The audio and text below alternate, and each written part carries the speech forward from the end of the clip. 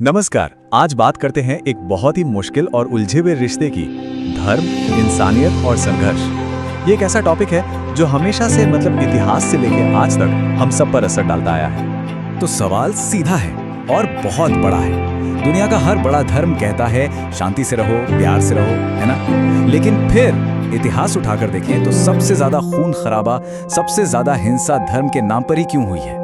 ये जो उलझन है ना, इसी को आज समझने की कोशिश करनी है। अब इस पहेली को सुलझाने के लिए सबसे पहले तो ये देखना होगा कि भाई ये जो आस्था की दुनिया है, ये आखिर है कितनी बड़ी, कितनी तरह की है। और यकीन मानिए, ये दुनिया बहुत बहुत बड़ी है।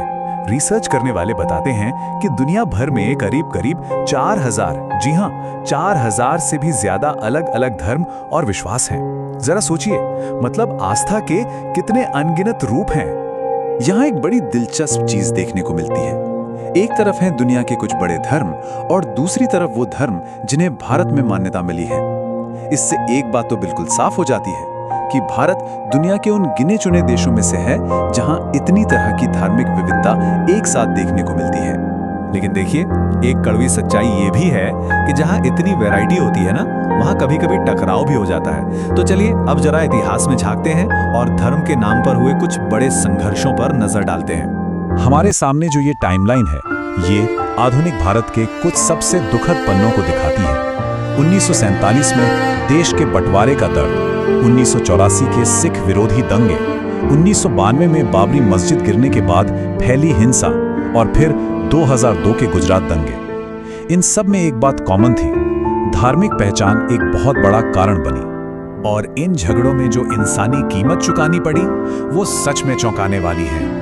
अकेले 1947 के बंटवारे में ही अंदाजा है कि करीब 15 लाख लोगों की जानें चली गईं। इसके बाद 1984 के सिख विरोधी दंगों में 3000 से ज्यादा लोग मारे गए।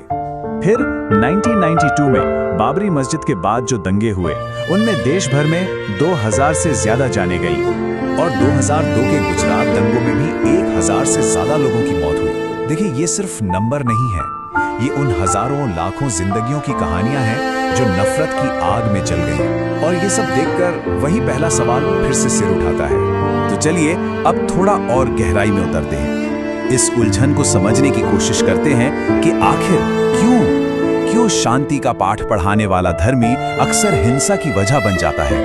देखिए, जो एक्सपर्ट्स इस पर रिसर्च करते हैं वो बताते हैं कि असल में धर्म कभी अकेला कारण होता ही नहीं, वजहें और भी होती हैं, जैसे राजनीतिक फायदे, समाज में जो पहले से टेंशन चल रही होती है, या फिर नौकरी और पैसे को लेकर खींचतान। और आजकल तो इसमें एक और चीज जुड़ गई है, गलत जानकारी, फेक न्यूज। इन सब के बीच में धर्म को एक हथियार की तरह इस्तेमाल किया जाता है।